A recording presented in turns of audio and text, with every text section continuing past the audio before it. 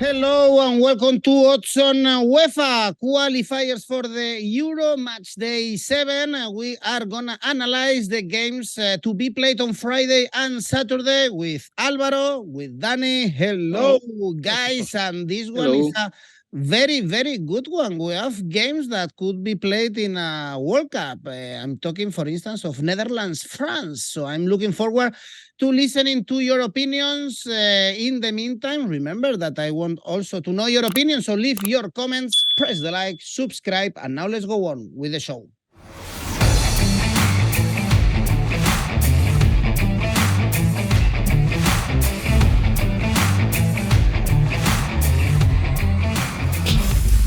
And we have an offer, an exclusive offer with 1xBet. So remember that you can register with them using our promo code, our link in the description, and you can get up to 130% of welcome bonus. Not bad at all, not bad at all. Perhaps we can find good odds and start betting with this welcome offer. In the first game, we are going to analyze Austria, Belgium, Group F. We can see these teams. Almost for sure we will see these teams in the Euros because remember in the last international break, Austria was able to beat Sweden. So basically, Dani, this game is for the first spot. And here with Belgium, I want to raise a name that I'm sure you are enjoying watching Serie A. Dani, week and week, you tell me in our videos in Serie A, Lukaku, he scored in the last international break with Belgium, and he's scoring plenty of goals with Roma. No doubts about it. 7 goals with Roma so far, or 8 if you include the cup competition. A fit Lukaku is a top player in Italy. For Serie A, it's absolutely fantastic. Then international level, qualifiers level, probably as well. Other level, she'll wait and see. Well, we have already seen him, but no doubt about it that Lukaku can score goals. This for me is an interesting one because both will probably qualify. We will probably see both at the Euros, but Austria will qualify if they beat Belgium, or even if they draw and then Sweden doesn't beat Belgium on Monday. So they really rely on each other. But I think so far they've been really, really consistent. Unbeaten in 8, Austria, since September 2022. We can say that the Ragnick cure has helped. Of course, they average 3 goals per game in the qualifiers. The Austrians, they will be without Arnautovic for this one, though, who is injured. Most of the players of the Austrian side play in the Bundesliga.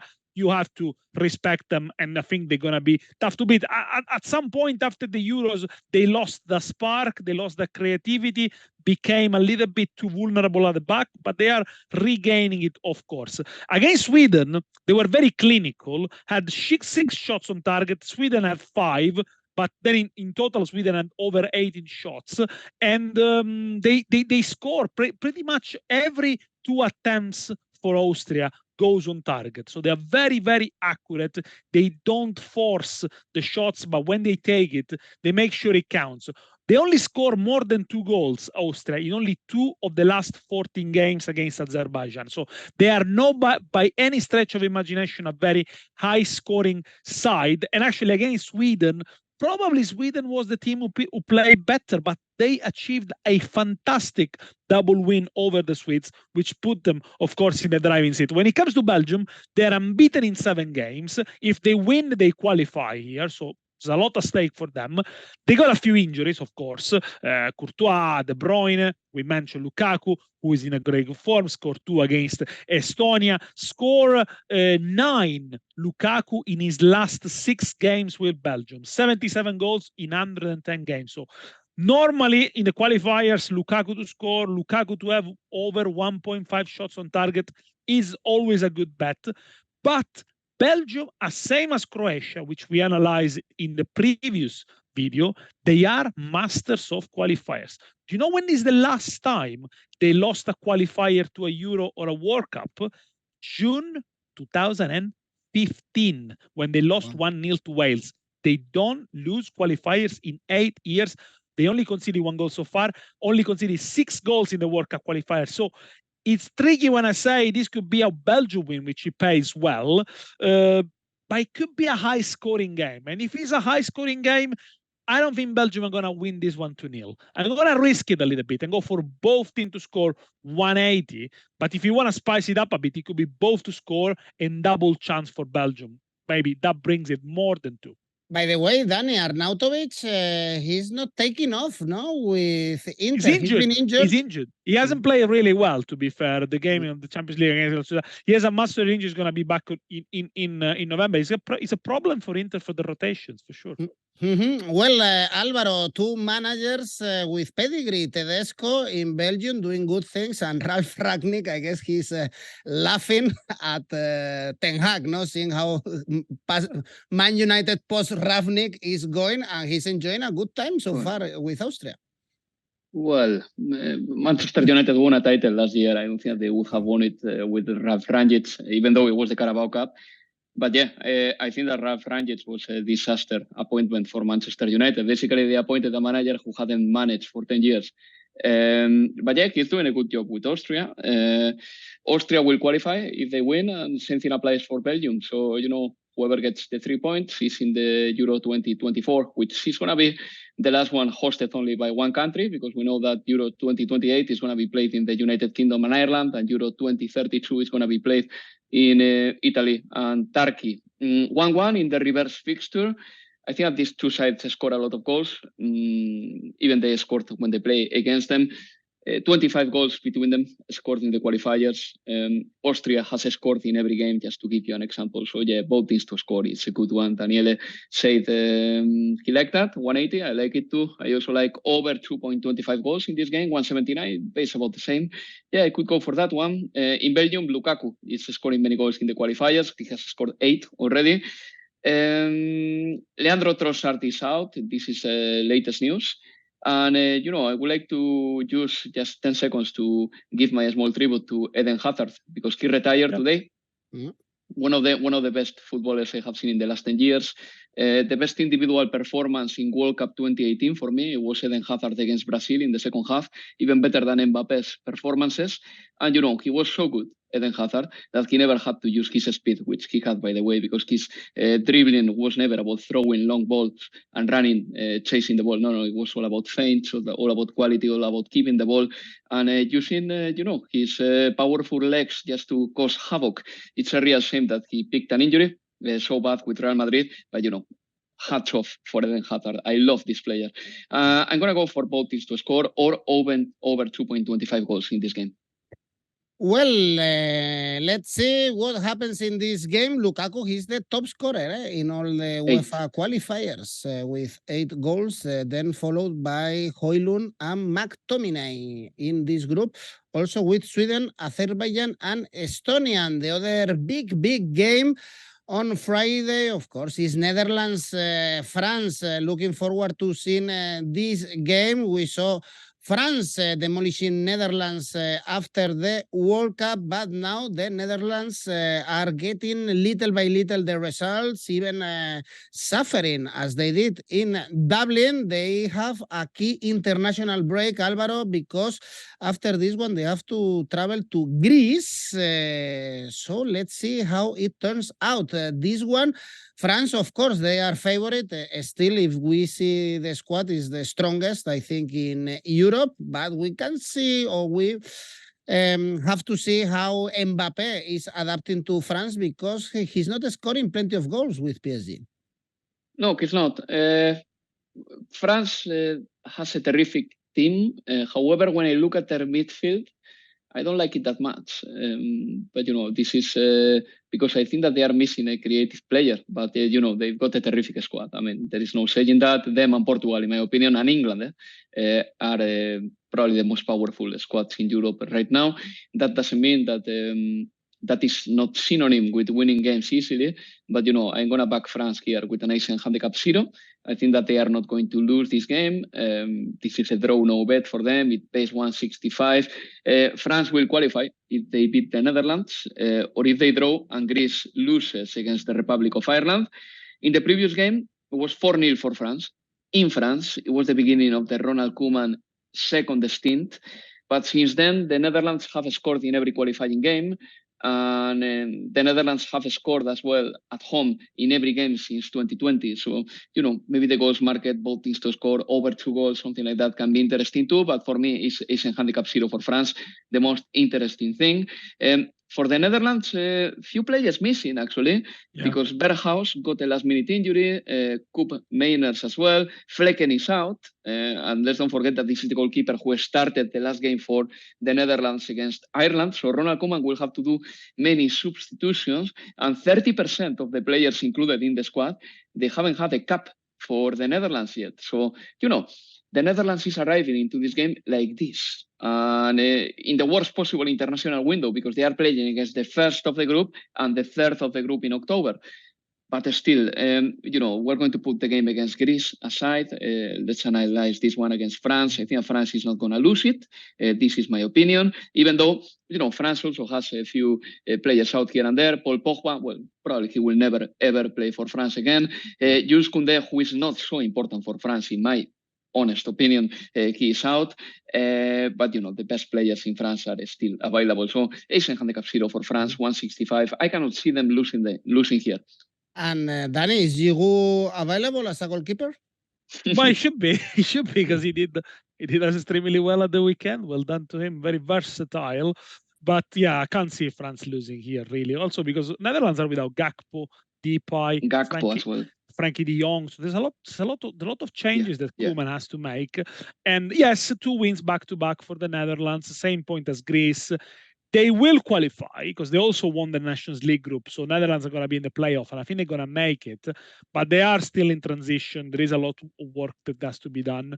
They totally dominated the second half against Ireland after falling behind due to a poor start. They made some good changes. And then Weghorst, Reinders, Koop Meiners, 2 out of 3 are not in the squad, affected the game and won. In Ireland, only 1 clean sheet in the last 8, if we exclude the games against Gibraltar. So a team that's conceded quite a lot of goals against France, I can see them in danger. Remember, in the reverse fixtures, France were 3-0 up after 20 minutes. France lost against Germany, but it was the first defeat in 10 games, and it was a friendly, and the last defeat was the 1-0 against Tunisia in a game that really didn't matter in the World Cup. Again, masters of qualifiers, haven't lost any of the last 19 qualifiers, World Cup and Euros, France, since June 2019 with that 2-0 defeat in Turkey. And to find the other defeat in the qualifier, you have to go back to June 2017. So that 2 qualifiers lost in over 6 years for France. Really, the numbers and the squad, the fact that they gave continuity with the Shams, but also managed to incorporate new young players, suggest they should be able to do it. No goals conceded so far, by the way, for France. Only 3 goals conceded in the World Cup qualifiers. They are a tight defense. I'm going to go for an over 2.5 goals. The Netherlands are going to try and push it, try to score a goal. I think they're going to let themselves exposed quite a lot. It could be maybe a large win for France, 2 or 3-0. Over 2.5 goals for me, 194. Impossible, in my opinion, not to trust France for this game in this group. At the same time, in Dublin, we have Republic of Ireland, Greece. Good news for Ireland, as Alvaro said at the beginning, because they will host the next World Euro together with the UK. But before, well, I was going to say, Dani, that they will try to qualify for these Euros, but it's going to be impossible. Really bad numbers, at least at home. They usually put a fight. They put a fight against Netherlands. It's not easy also to win there for France. So I guess it won't be easy for Greece. And actually, Ireland, they are favorites to win this game. This is the game that is going to defy the destiny of the manager, Stephen Kenny. He's under pressure. If he loses this one, or if he plays really, really badly without getting a win, he's going to get sacked. There were more expectation that he was going to able to reproduce some of the success that he had with the under-21 and get the young player more developed, more experience, and trying to obviously push for qualifiers in a group that is difficult, of course, with the Netherlands. But, also Ireland didn't do well in the Nations League. Another disappointing night against the Netherlands. They started well, took the lead with Adamida, and then they crumbled. There were some positive signs in that defeat, by the way. They play with a back 3. They look solid. Josh Cullen, Alan Brown, did okay. Midfield, they have some attacking players in the likes of Knight, Ogbene, Ida, of course, but they were missing Ivan Ferguson, who plays for Brighton. He's gonna be back for this one. I'm gonna be really, really curious to see him playing from the start with Ireland, which is a technically less gifted team than Brighton. See how he performs, if he's able to carry them and to instill them with a little bit of courage and trust. At home, they only lost 2 of the last 5, including the 1-0 to France when Magnan had to make a great save. Only 1 clean sheet in 9, though, for Ireland. So, again, team that doesn't score an awful lot, but seems to concede quite a lot. Greece, they play well in the reverse fixture, 1-2-1. They were the better team, and also they won their Nations League group ahead of Kosovo, Northern Ireland, and Cyprus. So Greece have got that cushion of knowing they're gonna be 99% in the playoff. Recently lost away to Netherlands, France, Sweden, Montenegro, but a while ago they drew 1-1 with Spain in the qualifiers. They don't score many, Greece anyway, only score 8 goals in 8 matches in those World Cup qualifiers. Tubikas is still absent, play for Celta Vigo, he's doing all right, 2 goals so far. Last year, top scorer of the Eredivisie.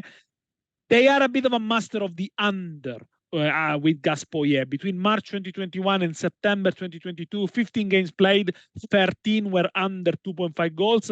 Of course, scored 5 against Gibraltar. The bookies don't think it's going to be a high-scoring game. I'm going to stay moderately cautious. Over 2 goals here. 197 because Ireland really needs to win. Tough one, this one to call, Alvaro. How is the mood in Greece? They think they can make it? Well, good question. I think that the mood is rather positive, yes, for sure. But at the same time, there has been a little bit of outrage because Tubikas has been left out. Some Greek football fans don't understand very well why one of their best strikers is still not considered by Gustavo Poyet. And, let's see how they do. But I think that Greece can be a slightly favorite for this game, really. They have to win to start with because the Republic of Ireland doesn't have a big chance of qualifying, not at all. And Greece knows that they've got still left to play against the Netherlands and France. And, those are going to be very, very difficult games. But if they want to qualify for the Euro, they have to do the job here. Also, it's not ideal for them that Vlachodimos, the goalkeeper who was starting for Benfica, he's not playing for Nottingham Forest. So that move perhaps financially has worked for Vlachodimos, but in a bigger sporting sense, it hasn't worked very well for him. Masouras has been the best player of Greece in the qualifiers, scoring 4 goals, that's for sure. And then, the Republic of Ireland, you look at their squad, apart from their numbers, their squad, 13 players, 1-3, don't play in the top flight. And this makes a massive difference. I mean, most of them play in the championship.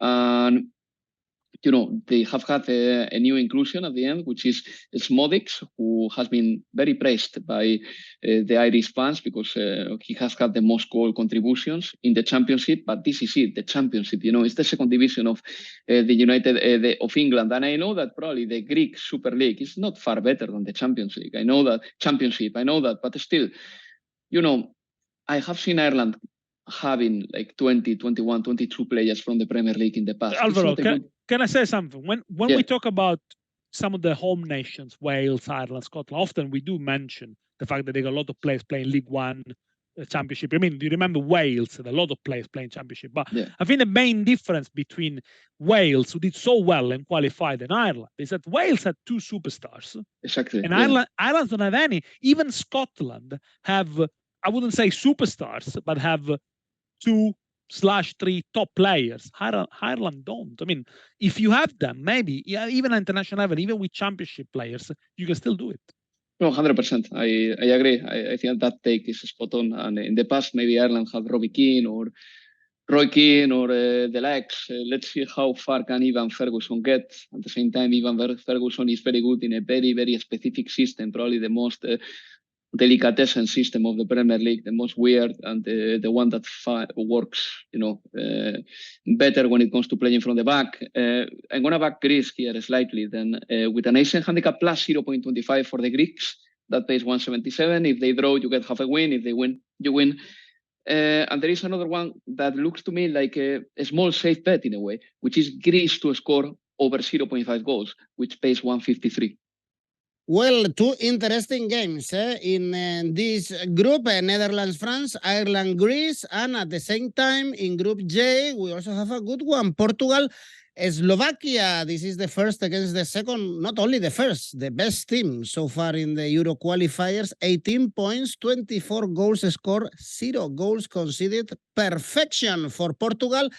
In these qualifiers under Roberto Martinez. Remember that the last game was a 9-0 against Luxembourg, and Luxembourg, they are not that bad as they used to be, by the way. So it's not easy to score 9. The question, Alvaro, is that Slovakia is a team that defend well. Actually, only 2 goals scored. Is gonna be able Portugal to score not 9 but 3-4 goals against Slovakia?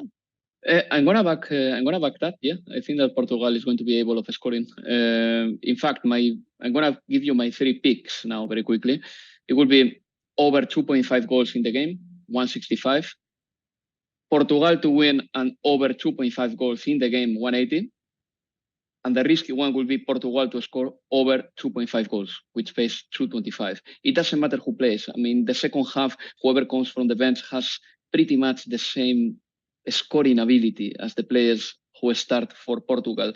And Portugal know that they will qualify if they win, not that they have an urgency about qualifying, because they know that this is going to happen sooner or later, even without clinching one single more point. But, they are playing to qualify. They are playing at home. They have scored 24 goals, as you said, an average of 4 goals per game. They are the side with more attempts, and they also put plenty of crosses in the box. And, they've got so many players who are a threat. Cristiano Ronaldo has scored 5. Bruno Fernandes has scored 4. Plus 4 assists. And, when it comes to Slovakia, yes, they are doing well. Don't get me wrong. They've got plenty of points. They have won the winnable games. 4 wins, 1 draw, only 1 loss. The loss against Portugal, obviously, in September. But I'm going to back Portugal here. Yeah, I think that at some point, really, the favorite is so favorite that maybe you have to forget a little bit how well their opponent are going to play. I don't know if Daniele sees it this way, but in this case, Portugal is in a real hype. And, I'm not going to be the first one who puts them down or the first one who starts being negative about them. I will let them convince me about how bad they can be. But so far, they have been so good that I'm going to back them fully. I can understand. Dani, you go in the same direction? Dani, you're mute.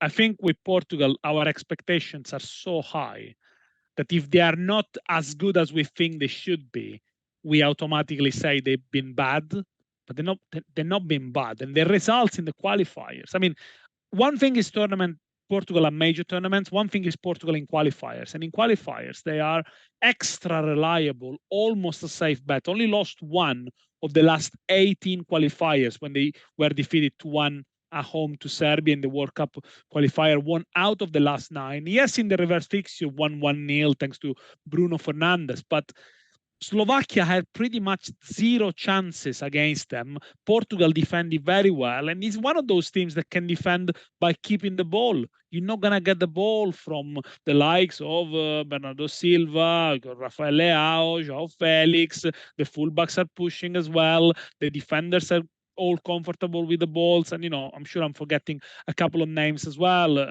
Put Vitinha and Nunez there. I mean, yes, they're gonna get the ball, and probably Slovakia really had to struggle to get them. Only 1 lost in the last 9 for Slovakia. That was against Portugal. But it's not a side that looks to me as if they are improving massively. They didn't do well in the Nations League. For example, they finished behind Kazakhstan and Azerbaijan. Never close to qualify to a World Cup. Only won 3 of the World Cup games. Individually, yes, the likes of Lobotka, still Hamsik, Kuchka. Well, Hamsik was playing, the retired Kuchka, Skriniar, Dubravka. Yes, individually, decent players. I don't think they got enough to win against Portugal. I'm going to go for a simple one. Portugal to win 2-0, 193, which they seem to do quite a lot. By the way, they haven't conceded yet a single goal in these qualifiers, them and France. And I think that the good record is going to continue. Portugal to win 2-0, 193. In this group with 10 points, we have Luxembourg with 6, Bosnia and Iceland. So it's pretty clear probably what is gonna happen. The next group, I'm sure Dani is very interested in this group. It's fundamental.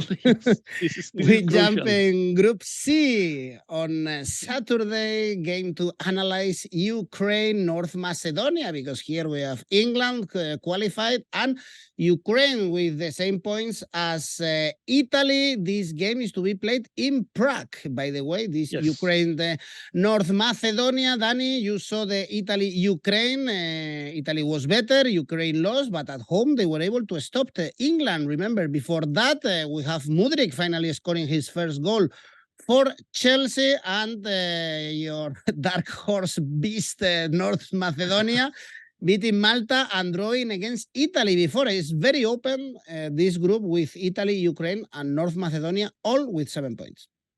Ukraine, they got undone by a couple of individual mistakes, trying to play from the back from Italy, and they conceded a couple of goals. Then in the second half, they got better. Italy had more and deserved to win. Now, Ukraine at home have got a very good record pre-war as well.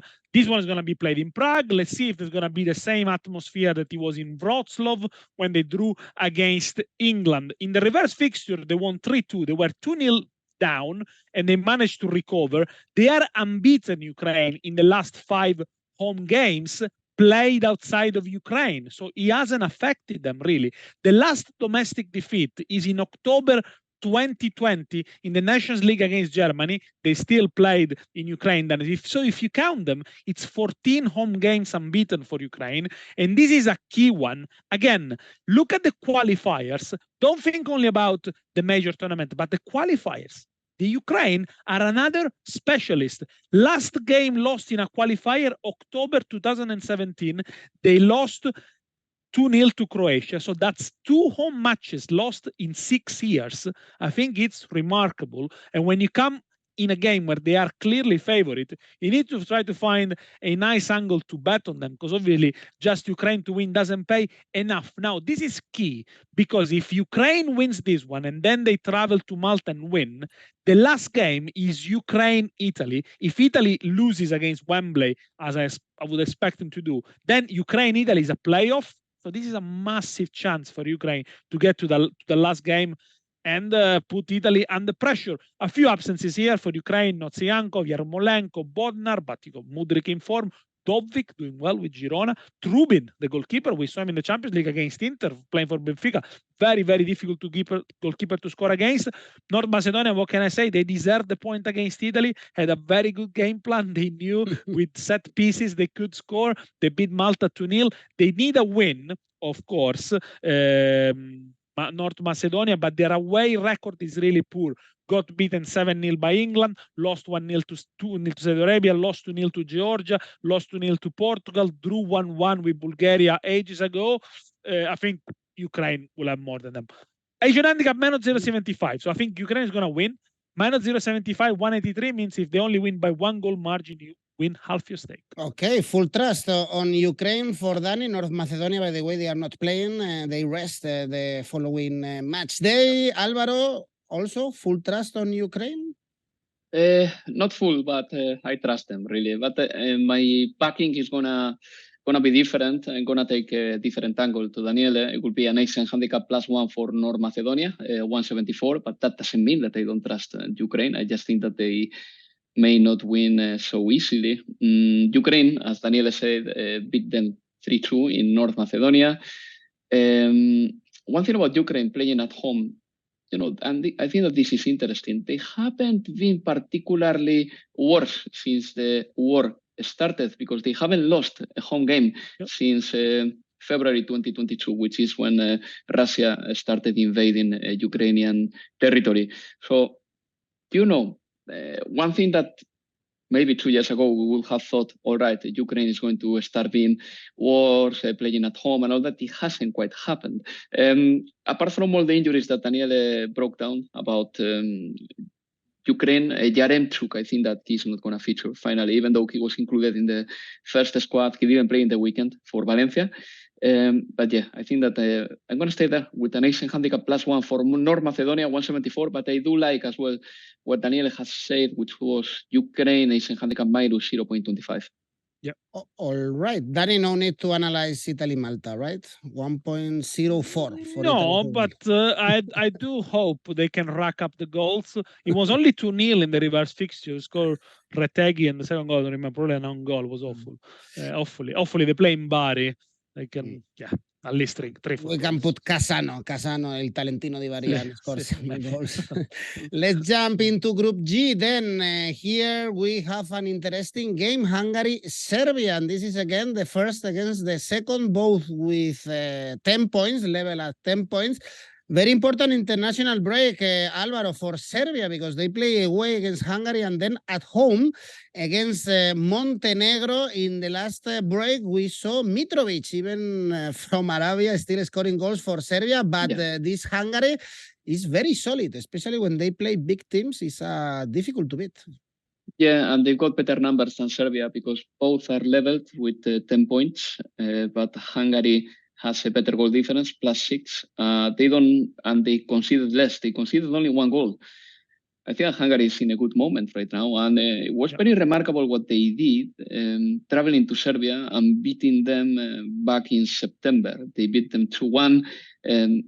Dominic Szoboszlai has been one of the good signings of the season so far, and you can see that at Liverpool. The Serbians rely on a few players who are in Saudi Arabia. I think Milinkovic-Savic as well. He can be important for the Serbians too, but Mitrovic, he hasn't lost his scoring ability at all. They are missing him a lot in Fulham, believe me. Who is playing up front right now? Carlos Vinicius for Fulham. Raul Jimenez hasn't worked so far. So yeah, he's a good striker and they are missing him. But, the reverse fixture was 2-1 for Hungary away at Serbia. Hungary is 8 games unbeaten. They have conceded 0 goals in the European qualifiers at home so far. And they only have 1 big player missing, which is Andras Schaffer from Union Berlin, but I think that they can afford it. So I'm going to back Hungary with a different degree of Asian handicap, from +0.25 for Hungarians, meaning that if they draw, you still get half a win, which pays 157, to a -0.25 Asian handicap for them too. If they draw, you only suffer half a lose. That pays 220. So, I'm going to stay in those parameters, and probably I'm going to wait an extra 24 hours before I make my bet, depending on team news and all that. But yeah, I back Hungary with a mild Asian handicap. Well, that victory, Dani, came only 1 month ago, actually, in a half-closed stadium, but still, Hungary was able to beat Serbia in Serbian soil. They confirmed how well organized they are and how talented, and how Rossi, the Italian manager, really raised them to the next level. They are unbeaten in 7 away games, Hungary, by the way. Only scored 7 goals in these qualifiers. They are top of the group. So they are not scoring a lot of games, but they're very hard to break down. Certainly the international experience is growing. At home, they only lost 1 of the last 7, Hungary. Never an easy place to go. The Puskás Arena, by the way, that was 1-0 to Italy. In March 2022, Serbia won in Budapest, but it was a friendly, and they won 1-0. And I don't think of all the new signings in the Premier League, there is one that has hit the ground running as good as Szoboszlai. It's difficult to get such a good impact straight away. It takes time for players to adapt, to the Premier League, and Szoboszlai has done it. So I think, of the new signings in the last couple of years. No, I'm trying to think. He's been fantastic. Maybe James Maddison is the only one that I can think of. But he was already playing in England. He was playing, I think for Szoboszlai, it's great. other great players for Serbia. I mean, Orban plays for Leipzig, Kerkes at Bournemouth. There are Salai plays for Freiburg. So there is talent there, but it's really the system that is working really well. Serbia, they confirmed in that 2-1 defeat, they got problems at the back. 2 mistakes from Milinkovic-Savic, the goalkeeper. I watched him quite a lot last season, this year, also in the Turin derby. I think he's a fault at least for one of the Juventus goal. Is not extremely reliable, Milinkovic-Savic. Sergej Milinkovic-Savic in midfield, of course, is the main man. They're going to be without Vlahovic, who's injured, who missed a couple of good chances in the reverse fixture. Kostic is playing better for Juve, did really bad in the previous game with Serbia. And yes, of course, they are relying on Mitrovic, but are Serbia going to lose 2 games on the spin against a side that they are slightly better off? I don't know. I think Serbia are not going to lose this one. I think they're going to be an upset. I'm going to go for a nation handicap 0 for Serbia. I like the odds. 202. If they draw, you get your money back.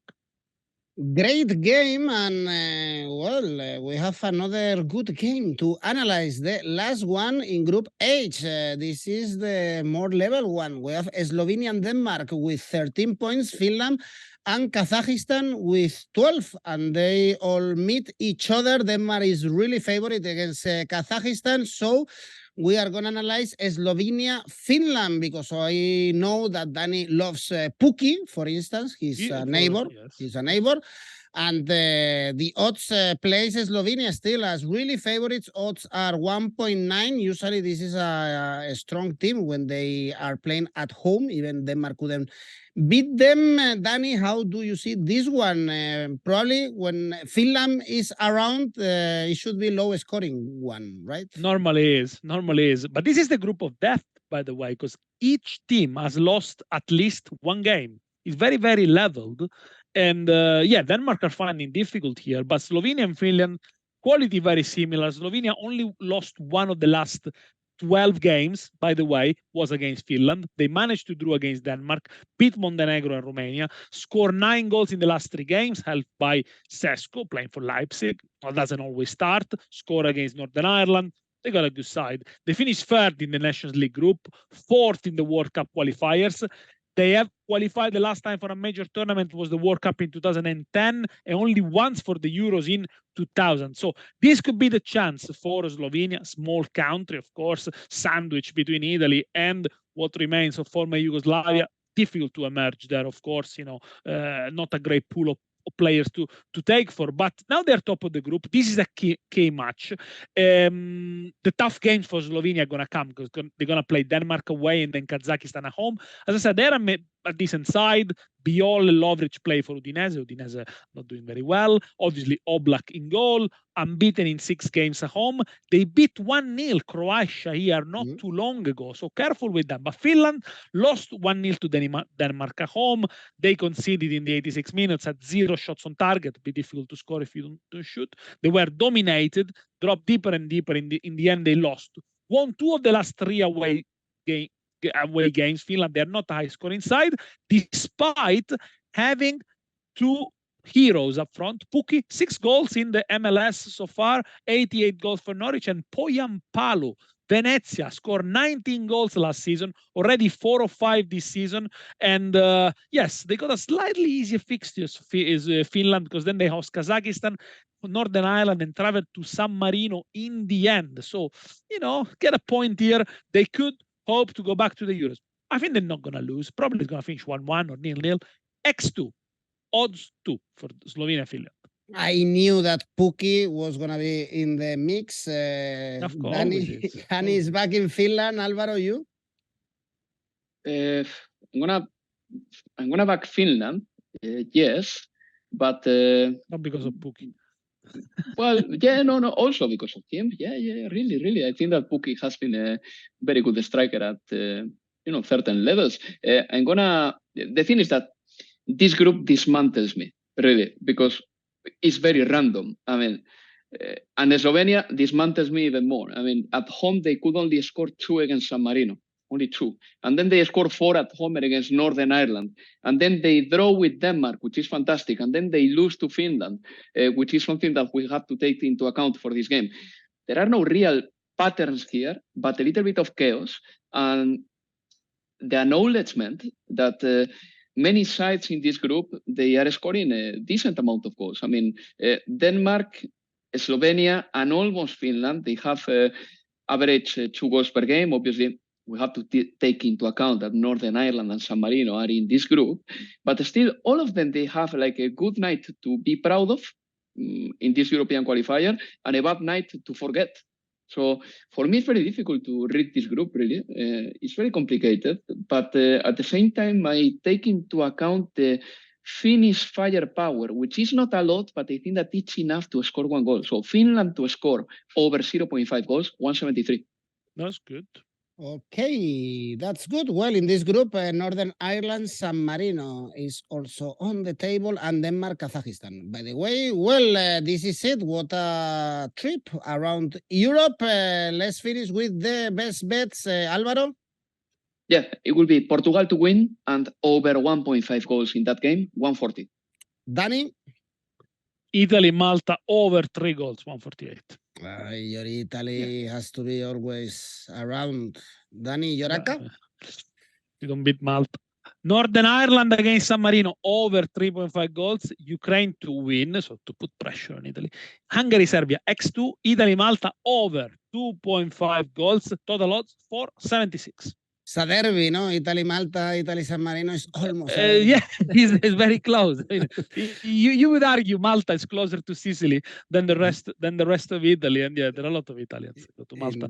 And they can watch Rai station by the way. But they can do Italian because of that. Yes. Among other things. And Alvaro, your ACCA? I'm learning things here. I didn't know about the Rai and Malta and all that. It's pretty interesting.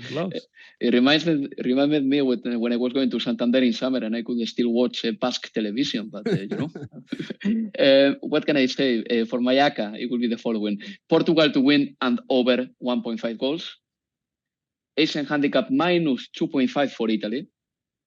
Yeah. Asian handicap plus 0.25 for Hungary. Altogether 334. The capital with the most Italian name, no? La Valletta. La Valletta.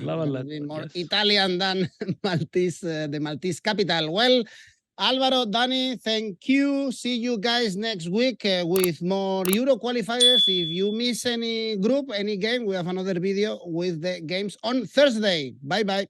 Ciao. Bye.